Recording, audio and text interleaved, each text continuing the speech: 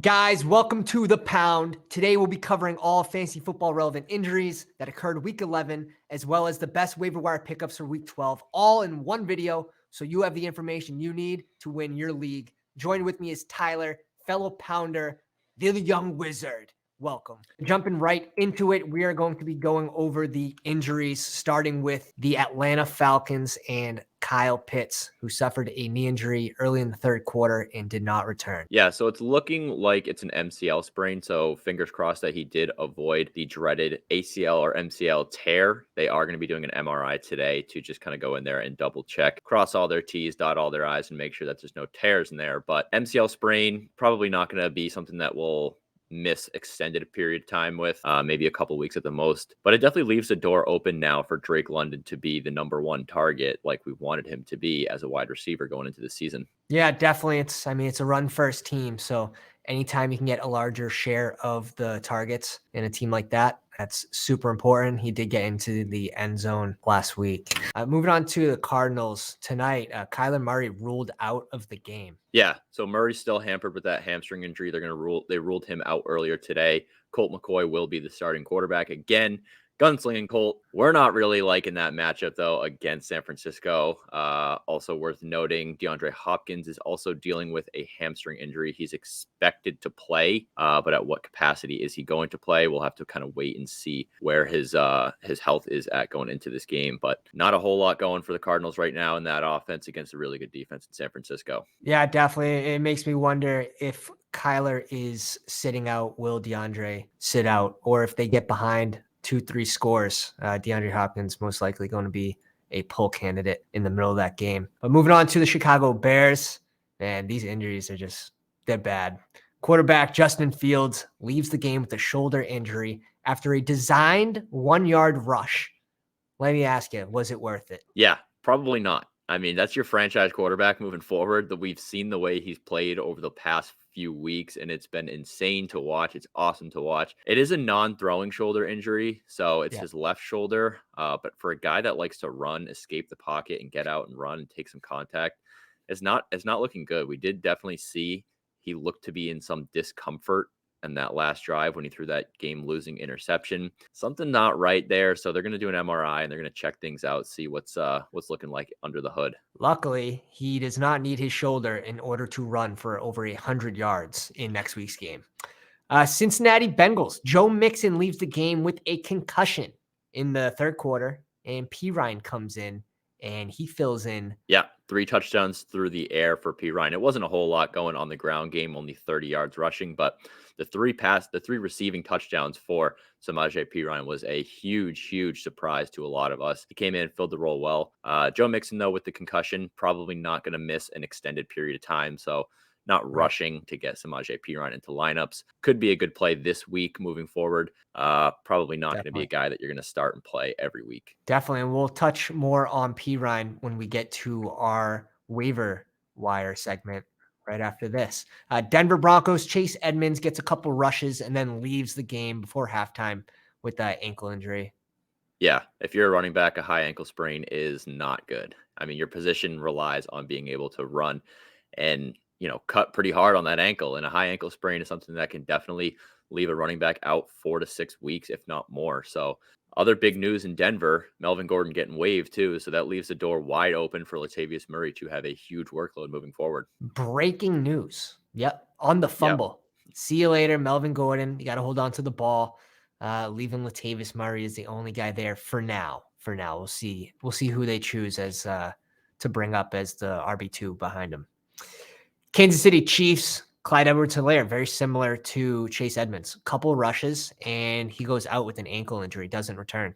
Yeah, and Clyde's been virtually phased out of that offense over the last 4 or 5 weeks anyways, so it's not like his playing time was really impacted by that ankle injury much. Obviously, leaving the game is not ideal for him, but he's been virtually phased out of that offense. It's been a big Isaiah Pacheco workload now in Kansas City. So this injury to Clyde definitely does not help his stock. I think he's trending towards drop. Leave him alone. Later. Give me anyone else. Pacheco, on the other end, looks explosive. He looks like he wants to be on the field. When he's doing swing routes, when he's doing he is going full speed. It's awesome to see. You can just see the effort with every play. Wide receiver Kadarius Toney, hamstring injury, and we had a smash pick here. I was telling a lot of people start Olave over Toney. We had that question 3-4 times on this past week's live stream. Yeah, the hamstring injury to Kadarius Toney is something he's been kind of dealing with since he came into the league. So it's nothing new for him. He's been struggling to stay healthy. Kansas City they went out, they traded for him, had high hopes bringing him in here to fill in for Mecole Hardman now that he's on the IR, but just not a whole lot doing for Kansas City's wide receiver room in the health situation because Tony's going to be out, Hardman's out, Juju missed last week with the concussion. Right. He'll probably get back into the lineup, but Kadarius Toney Right. owners scratching their heads right now thinking, what are we going to do? And with all those receivers out, the perfect opportunity presents itself for MVS to come away with 5-6 catches and a touchdown or show us something. But he flopped, and MVS is now officially droppable. Yeah. Yeah. Moving on to the Los Angeles Chargers and Mike Williams on his first catch of the day, going up, not too high, but, standard Mike Williams fashion, going up, catching the ball, landed on both feet, and staying down, re-injured the ankle. Yeah, so this is something that's been sidelining him for the past 4 or 5 weeks, that ankle injury, obviously coming back into game time, first play of the game to leave the game. It's not ideal for Mike Williams and Mike Williams owners. We did finally see Keenan Allen get back on the field, though, 68% of snaps. So they're going to be ramping up his workload in the coming weeks, which is a sigh of relief for Justin Herbert and Chargers fans and Keenan Allen owners. But for Mike Williams, ankle injury, we're going to have to kind of wait and see where his health is going to be at moving forward. But it looks like he could be sidelined for another couple weeks. Yeah, for sure. And we saw Palmer fill in that number 1 receiving role this week. And damn, did he look good. Smashed it. Yeah, very good. LA Rams, Matthew Stafford being evaluated for a concussion, leaving the game with a concussion, but not ruled a concussion. This was a little bit of a head scratcher. We know Stafford missed last week against Arizona with the concussion, but this one seemed more of like the NFL being the NFL and trying to look out for player safety. It was evaluated for the concussion. It's not a concussion. What kind of head injury is it if it's not a concussion? I guess we're going to have to kind of wait to see what his practice looks like this week, if he's even going to get into the game this weekend. Good news is it's not a concussion. In that game, we did see Kyron Williams get 55% of the snaps over Darrell Henderson, 6%, and Cam Akers, 39%. Super interesting. Roger, close your eyes for this one. Guys, if you're enjoying the video, please drop a like, subscribe to the channel, hit the bell for notifications. If you have any Starstick questions, drop them in the comments. We will be sure to get to every single question, and enjoy the rest of the video. Moving on to our first waiver wire pickup of the week. Samaje Perine, available in 97% of leagues. This is mainly going to be if you are a Mixon owner or if you are desperate for a win and you need a RB2 for this 1 week. Yeah, so Mixon, we said it was the concussion. It's the head injury, so it's not going to be something he's going to miss extended time with. So if you are a Mixon owner and you do need to get a running back, Samaje Perine is going to be the guy you'll target off of waiver wires this week. Obviously, the availability is there, 97%. So if you're a Mixon owner, go out, grab Perine because he's going to be the lead back for this weekend. And he did pretty well in that role. 4 catches, 52 yards, and the 3 touchdowns through the air. And he had only 30 yards on the ground, so not a great rushing performance, but it was against Pittsburgh, who has been great against the run. And we've seen Joe Mixon struggle to get things going on the ground as well, just the way that offensive line has played. For sure. And it's still a positive sign. He didn't get all the yards on the ground, like you said, tough defense, but he did get 15 touches. So you'd love to see that. Moving on to our wide receiver, Darius Slayton, 80% availability. Had him as a sleeper this past week. DFS starts as well as flex play. Ending the game on 10 targets. He had 5 catches, 86 yards. Very easily could have had an explosion type game. But in this game, we saw Wan'Dale Robinson go down on the IR. Yeah, so for Wan'Dale Robinson, it's looking like he's going to miss the remainder of the season with the ACL tear. Not good news for Wan'Dale Robinson owners, but Darius Slayton is still available to pick up, 80% availability. 4 straight games of 50 or more yards, coming off 10 targets, 86 yards for him, 2 touchdowns in his last 4 games. So he is definitely trending up.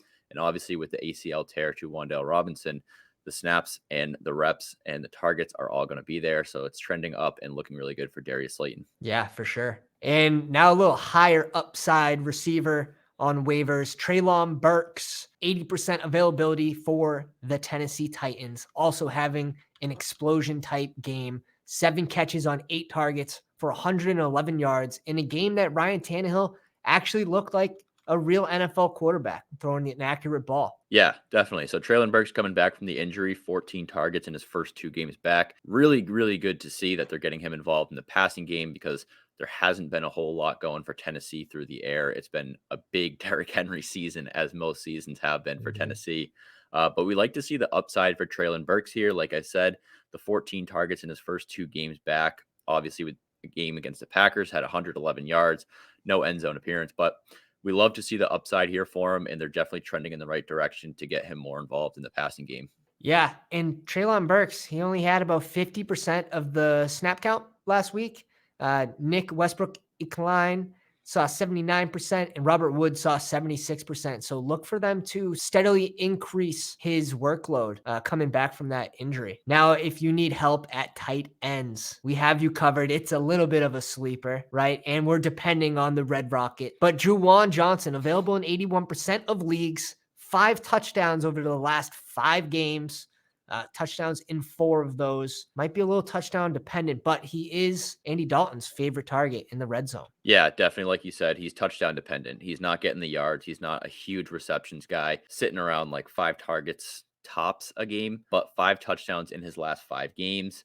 Mhm. Availability is certainly there, and we know the tight end position has just been so top heavy with guys like Travis Kelsey and Mark Andrews. But you also have to look at the injuries that people have been dealing with over the past couple of weeks. Dallas Goedert, Zach Ertz going down to injuries, Waller. probably missing Waller as well on the IR. It's just not looking good for the tight end position. And Juwan Johnson has been a guy that's provided red zone value. He is touchdown dependent, but Andy Dalton keeps turning to him in the red zone. 9 targets in the red zone over this season. You can't look away from that. Yeah, definitely on that fringe tight end 2 spot, right up there with like Dolchich. Another sleeper if you need help at running back. As we saw, they waived Melvin Gordon and Latavius Murray right now, the only running back over there with the Chase Edmonds injury, available in 66% of leagues. Yeah, so that backfield in Denver has been a head scratcher since Javonte Williams went out. It's been really tough to watch. The whole offense has definitely taken a nosedive without Williams in the lineup. But Latavius Murray and Melvin Gordon have been sharing 50% of snaps each over the last 5 weeks. And Latavius Murray has just been more productive with his touches. 3 touchdowns in his last 4 games, 2+ targets in 4 straight games. In his 6 games with Denver, he has 4 touchdowns, and that's the most on the team for wide receivers, for running backs, for anyone. That is the most touchdowns on the team, and he hasn't even played the full season with the team. So Latavius Murray definitely trending upwards with the injury to Chase Edmonds and the waiving of Melvin Gordon leaves Latavius Murray in a prime spot to definitely take over a majority of the workload. Yeah, for sure. I have him as a weekly flex right now until proven otherwise, unless they bring in another free agent or move someone up from their practice squad that they really like. But right now, Latavius Murray is that guy. Melvin Gordon got 45% of the snaps this past week. Latavius Murray got the other 50%. Chase Edmonds, the remainder 5. 50% of those snaps are now up for grabs. You have to think Latavius Murray is going to get the majority, 25 to 30% of those, and they'll bring someone in for the other 25, 20%. Latavius Murray as a flex play this week if you need it. Guys, I hope you enjoyed the video. Drop a like and subscribe to the channel. Tyler, any final words? Thanks for tuning in, guys. We appreciate all the support that we've been getting over the past few weeks. Definitely love you guys coming in to watch our videos, add into the comment sections, liking the videos for us. We appreciate everything. We are here to help you guys win your league. Hell yeah. Welcome to the pound.